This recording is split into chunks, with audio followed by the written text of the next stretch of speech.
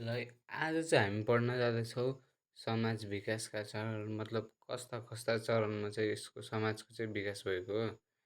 अब त्यसमध्ये चाहिँ समाजको उत्पत्ति र दुई हैस्टिको दृष्टिकोण अब मतलब कस्तो कस्तो यो समाजको चाहिँ उत्पत्ति कहाँबाट भएको त्यो चाहिँ यहाँ देखिएको छ। पुष्टिभूमि र सुरुवात सुरुवातको अवस्थामा मानिसहरू एकैसाथ बस्थे तर पछि सुरुवात चाहिँ आपसी सहयोग र आवश्यकता परिपूर्ति लागि परिवार र समाजको विकास भएको यो क्रियात्मक प्रक्रिया हो।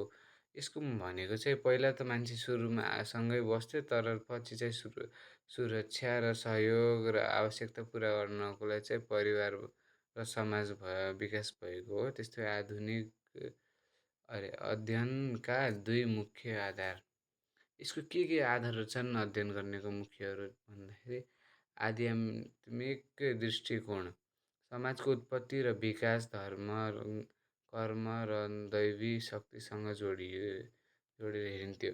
पहिला भने समाज कसरी मतलब बनेको हो र यसको विकास कसरी हुन्थ्यो त्यसलाई चाहिँ अब धार्मिक मतलब शक्ति जस्तै धर्ममा विश्वास भगवानमा विश्वास गरेर चाहिँ यसलाई मानिन्थ्यो। अनि भौतिकवादी दृष्टिकोण जीवन निर्वाहक साधन आर्थिक प्रणाली र उत्पादन आधारमा समाज वर्गीकरण गरिन्छ। यसको भनेको चाहिँ तपाईँको जीवनको तपाईँको स्तर कस्तो छ तपाईँको आर्थिक स्थिति कस्तो छ अनि त्यस्तै कुराहरूमा चाहिँ यो अब अध्ययन गरिन्छ वर्गीकरण गरिन्छ। अनि त्यस्तै पऱ्यो तपाईँको समाजशास्त्री पिता अगस्टे कोम्टेको विचार यसको मतलब चाहिँ समाजशास्त्री भनेको चाहिँ समाजलाई अध्ययन गर्ने समाजलाई अध्ययन गर्ने पिता अगस्टे कोम्टेको विचार के थियो। अगस्टे कोम्टेको विचार चाहिँ उहाँले चाहिँ समाज विकास मानव चेतना तीन आधारमा चाहिँ वर्गीकरण गर्नुभएको थियो। एउटा प्राकृतिक वा धार्मिक त्यसपछि आध्यात्मिक त्यसपछि वैज्ञानिक वा प्रत्यक्षवादी। सुरुमा चाहिँ यो सुरुवात प्राकृतिक वा धार्मिक चरण यो चाहिँ सुरुवाती युग हो जहाँ मानिसहरू सबै घटनालाई दैवी शक्तिको इच्छा र चमत्कार मान्थे। माने अब जस्तै यिनीहरू भगवानमा चाहिँ बढी विश्वास गर्दै त्यसपछि आध्यात्मिक चरण यस चरणमा मानिसहरूको अमरता विचार तर्क र दर्शन सहारा लिने थाले।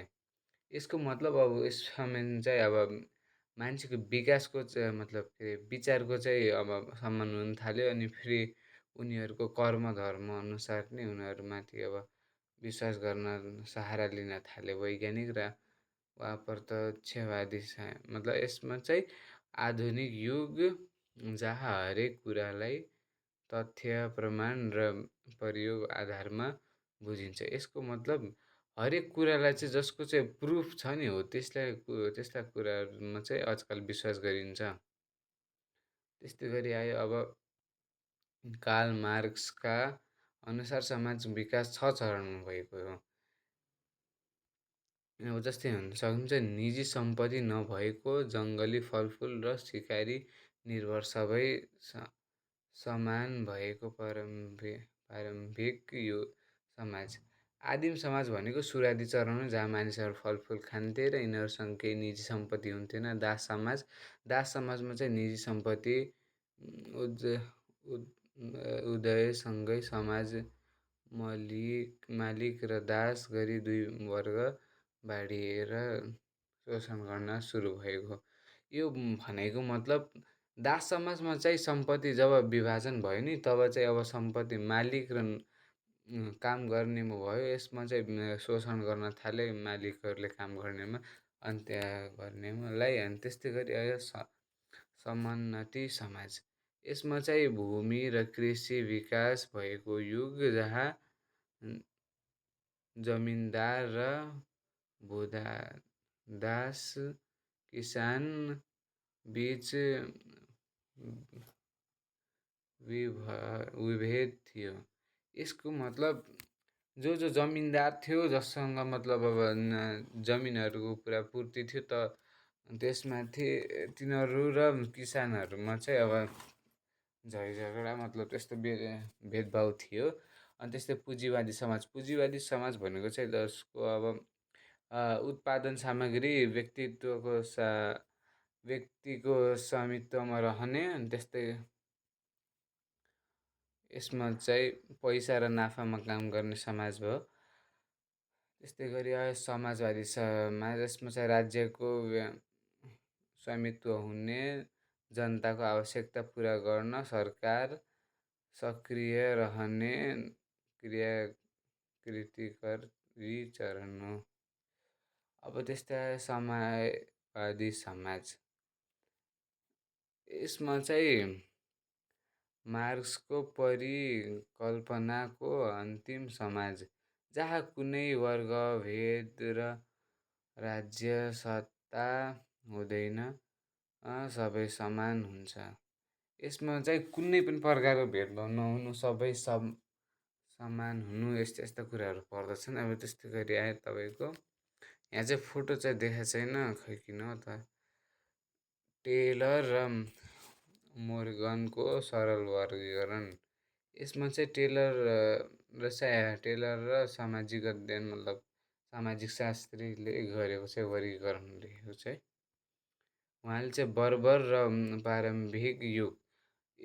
बर्बर र पारम्परिक समाज भनेको चाहिँ जहाँ ढुङ्गाको हतियार प्रयोग हुन्थे, फलफुल कन्दमूल र सिकारी जीवजन्तु मारेर नै खाइन्थ्यो, त्यस्तो भइगयो। अनि आधुनिक वा सभ्य समाज धातु र कृषिको आविष्कार, स्थायी बसोबास, वैज्ञानिक विचार र तार्किक सचेतना माने के कुरा सच्चाइ हो त्यो चाहिँ थाहा पाउनु, यस्ता यस्ता कुरा पर्दछन्। ल आजकोलाई चाहिँ आधुनिक पनि रहेछ। आधुनिक समाजको मुख्य विशेषता। आधुनिक समाजको के चाहिँ विशेषता त्यहाँ चाहिँ लेखेको छ।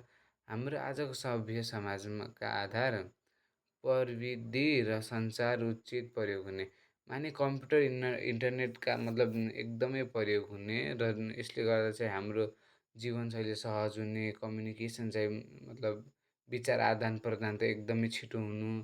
त्यसपछि तर्क र वैज्ञानिक सोच प्रधानता।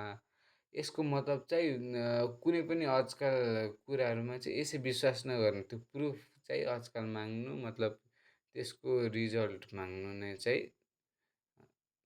वैज्ञानिक सोच प्रधानता हो। मानवीय सचेतना र विकास। अब शिक्षा, स्वास्थ्य र सामाजिक समानता मध्यहरूलाई आधुनिक समाज विशेष महत्त्व दिएको छ। यसमा चाहिँ मानिसहरू चाहिँ सचेत हुन्छन्, के कुरा गर्नु के कुरा नगर्नु, यसमा चाहिँ यस्ता यस्ता विशेषता हुन्।